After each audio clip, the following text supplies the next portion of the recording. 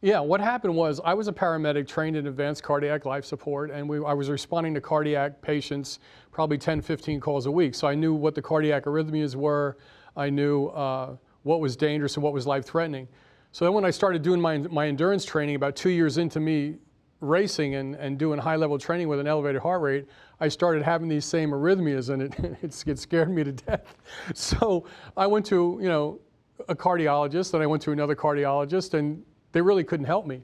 So that was sort of ground zero to my investigation of what happens to the athlete's heart, because it happened to me and then it started happening to other athletes around me. Back then I knew that these physicians, God loved them, but they weren't trained to take care of athletes. So athletes, mountain climbers, I started studying the outliers back in the early 80s and looking at blood work and looking at what they were doing to increase performance. Bodybuilders, some of these guys are maintaining 10, 15, even 30 pounds of muscle mass. That compromises other metabolic systems of the body. I'm not shooting any of these things down. I'm just sort of gleaning information from them, But carrying muscle is very expensive tissue to maintain. Okay, so those guys are on a list of medications to maintain that muscle. Sometimes it's not real healthy to do. Now the triathletes are on the complete opposite side of the spectrum. They lose muscle mass. By training long distance, they compromise their heart and multiple systems of their body. Okay, I knew that early on, looking at thyroid, adrenal function, brain chemistry. Even with myself and my close friends, I've tested these people and looked at them on a cellular level in the early 90s and kind of saw what was going to happen and how to plug in nutritional and hormonal interventions for them, because, like I said, a physician really doesn't know how to treat an extreme athlete. Okay, so basically the heart behind me, the coronary arteries that surround the heart feed the heart with oxygen, keep the heart functioning.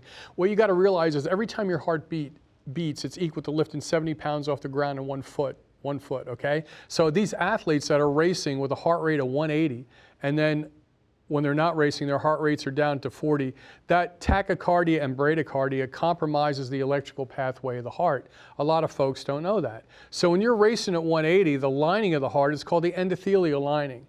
That lining can become damaged. And actually, if you're training in a nutrient and a hormonal deficient state, you could block your arteries by training, and that's kind of hard for people to get their head around. That's why I videotaped the marathon runners and my buddies that have had heart attacks that needed stents, because they actually blocked their arteries training. When the heart flies through the aorta and comes flying through these coronary arteries, there's actually something called shear stress.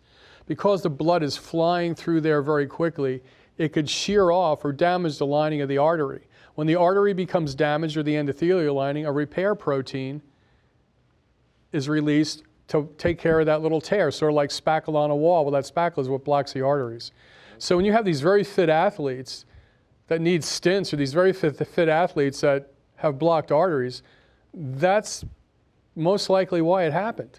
And this is why it's so new to the cardiovascular area. They're not looking at this. And what we learn from the athletes helps us with older folks that have had heart attacks as well. Hi, I'm Scott Levitt. I'm a serial entrepreneur, and I had a heart attack at 35. So when I had my heart attack at 35, let's just put it this way, I was shocked. It shouldn't have happened to me. It just shouldn't have happened. I had been healthy and fit since I was in 8th grade. I'd been a competitive athlete in college, done triathlons for almost 20 years at that point in time, and I shouldn't have had a heart attack, but I did, and such is life.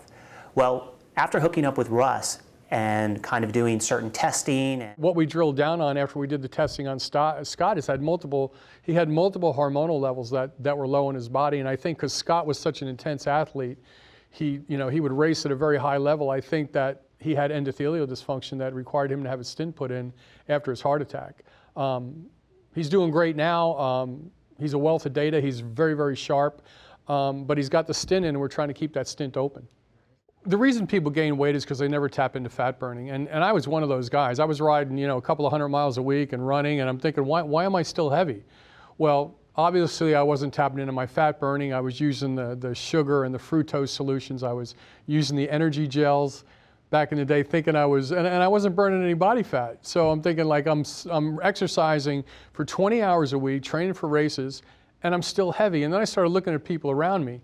That's when, in 1996, we shifted over to the ketogenic diet. So when you've got somebody that's told to exercise or lose weight, and they decide to do a marathon, and they're running 20 to 30 miles a week, and they're putting on body fat, that's very frustrating to them. Well, we know why that happens now.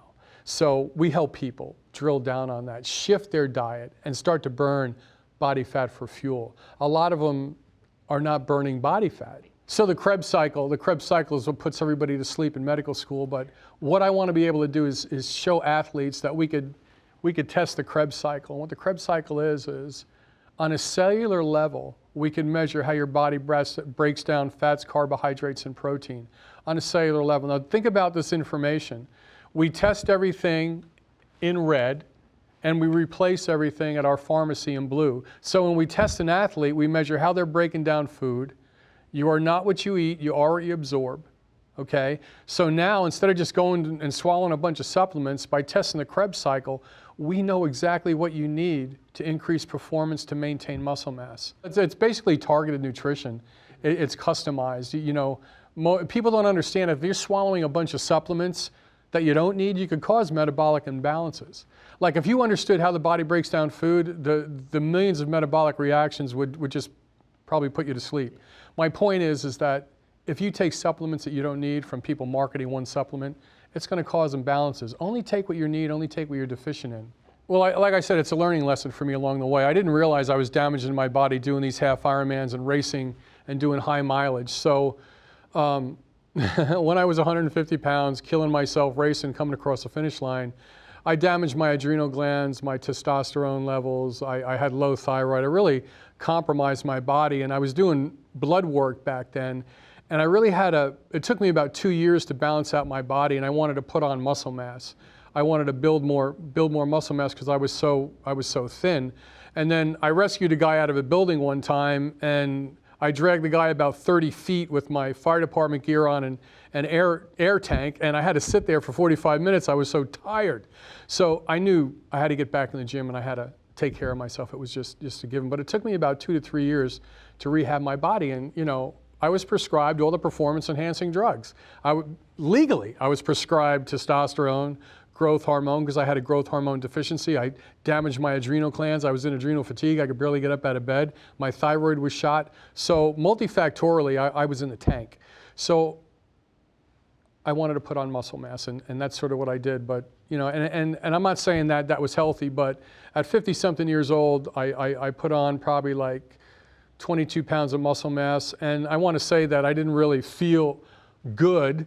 I was carrying that extra weight. I wanted to run again, but not long distance. But I had to find that balance.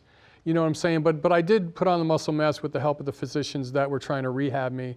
And that's the same program that we developed for the elderly right now, so they can maintain muscle mass. Right now, you could take charge of your physiology, get basic blood work done, and get on a sports performance program that's customized to only you. And that's exciting. And we could do this across sports. It doesn't just have to be endurance athletes.